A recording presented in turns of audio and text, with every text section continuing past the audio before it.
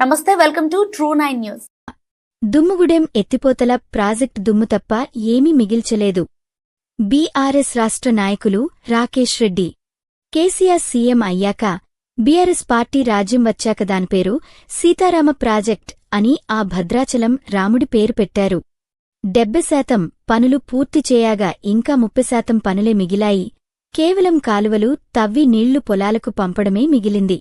కేసీఆర్ సహజంగా రైతు కాబట్టి, రైతు గోస తెలుసు కాబట్టి 10 ఏళ్ల పాలనలో ఏకకాలంలో అనేక సాగునీటి ప్రాజెక్టులు పూర్తి చేశారు.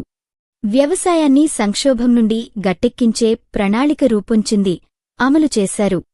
రేవంత్ రెడ్డి ఒక రియల్ ఎస్టేట్ ఏజెంట్ కాబట్టే హైడ్రాను, మూసిని పట్టుకున్నాడు.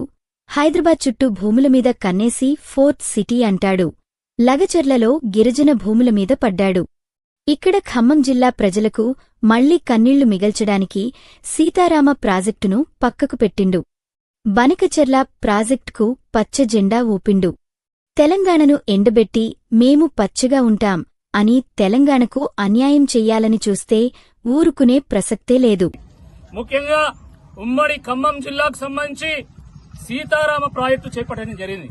కానీ రేవంత్ రెడ్డి గారు స్వతహాగా రియల్ ఎస్టేట్ వ్యాపారి కాబట్టి ఆయన హైడ్రా అని, మూసి అని, లగ్చర్ల అని, ఫ్యూచర్ సిటీ అని, ఫోర్త్ సిటీ అని ఈ రకంగా భూములు ఎంబడి పడ్డాడు తప్ప ఎక్కడ కూడా ప్రాజెక్టులను ఒక్క కాలువ కూడా తవ్వలే.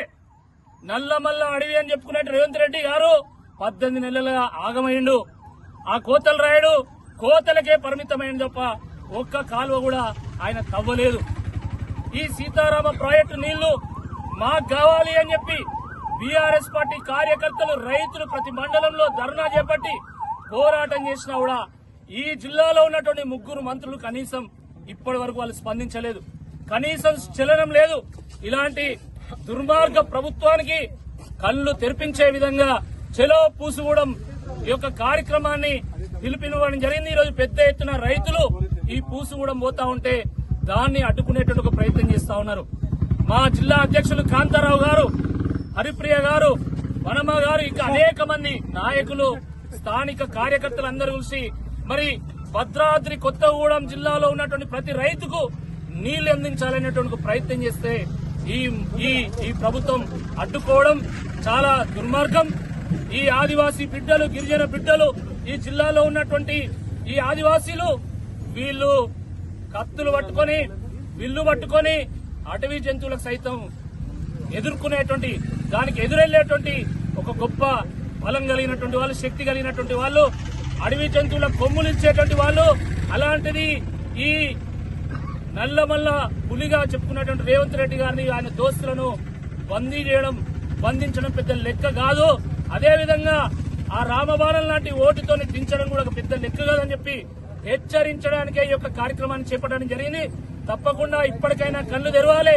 ఇప్పటికైనా ఖమ్మం జిల్లాను సస్యశ్యామలం చేయాలి. ఆ రోజు ఆకలి కేకలి తెలంగాణగా ఉన్నటువంటి ఈ రాష్ట్రాన్ని అన్నపూర్ణ తెలంగాణ మార్చినటువంటి ఘనత కేసీఆర్ గారిది. అదేవిధంగా మరి కాళేశ్వరం ప్రాజెక్టు కట్టి మరి రైతుల కన్నీళ్లు తెలిసినటువంటి ఘనత కేసీఆర్ గారిది. కానీ ఈరోజు రేవంత్ రెడ్డి గారు పోలవరం దగ్గర పొక్కగొట్టి ఈరోజు బనకచెర్లకు నీళ్లు ఈరోజు తీసుకుపోతా ఉన్నాడు. దొంగలిస్తా ఉన్నారు.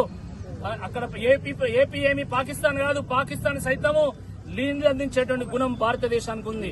సర్వేజనో సుఖినో భవంతు, అది మన సిద్ధాంతం. అందరం బాగుండాలి. కానీ ఆంధ్రప్రదేశ్ ను పచ్చబడేసి ఈ రోజు తెలంగాణను బీడుపడేస్తా అంటే మాత్రం తప్పకుండా బీఆర్ఎస్ పార్టీ కార్యకర్తలు కన్నెర్ర చేస్తారని చెప్తూ ఈ సందర్భంగా తప్పకుండా మరి వెంటనే దీనిగా ఈ రాష్ట్ర ముఖ్యమంత్రి, అదేవిధంగా ఖమ్మం జిల్లాలో ఉన్నటువంటి 3 మంత్రులు కూడా స్పందించాల్సిందే ఈ సందర్భంగా మేము డిమాండ్ చేస్తున్నాం.